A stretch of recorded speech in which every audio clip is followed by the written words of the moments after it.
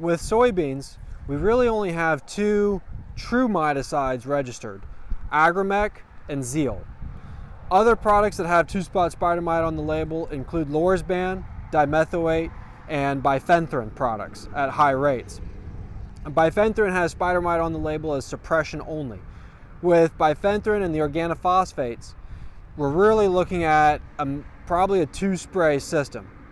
Over here, this is a miticide trial that we dropped in. We put two-spot spider mites in this field, and then after their population's established, we treated the field. And the yellow areas that you can see are untreated check plot, and then right next to the untreated check plot is a brigade, and then some of the not quite as yellow areas are organophosphates, and then the greener areas are our true miticides, Zeal and Agrimec. Recently, our mite population went as high as 100 per leaflet in our untreated check plot before they caused enormous defoliation. As you can see on this plant here, we have very few leaves left. And then a combination of declining plant health and wet, rainy weather has led to the mite population crashing. We're going to take this trial to yield, and so we'll see some pretty clear yield differences in a severe mite outbreak like in this field. The other pest that we need to watch out for in soybeans this time of year is corn earworm. Our moth flight this year has been sporadic. Some areas have been very high, other areas have been very low.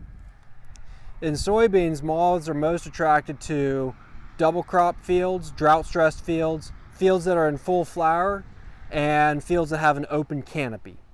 Those are the fields of most concern. So what you want to do is go through soybeans with a sweep net, and you want to cover a good arc with the sweep net. So with 30-inch beans, you want to cover 2 rows. With 15-inch, you want to cover at least 3 rows with that sweep net. And when you sweep, you want to hit those beans with authority. If you are not seeing any leaves in the bottom of your sweep net by the time you finish a sample, you're not hitting those beans hard enough to knock insects into the net. For corn earworm, NC State has a really useful threshold calculator depending on your sampling method, your row spacing, and the estimated value of those soybeans. It'll tell you about how many, and your control cost, and tell you how many earworms you should be seeing in your sweep net. We've also been testing moths for pyrethroid resistance. So far, our resistance level has been a little bit lower than last year. We're running about 25 to 35% moth survivorship in treated vials. This is lower than last year, in which we were in the high 40s at this time of year. But having said that, we might be able to get away with pyrethroids, but we might not. They're just inconsistent. So you also want to take that into consideration when you go through the threshold calculator and as you're picking up earworms in soybeans.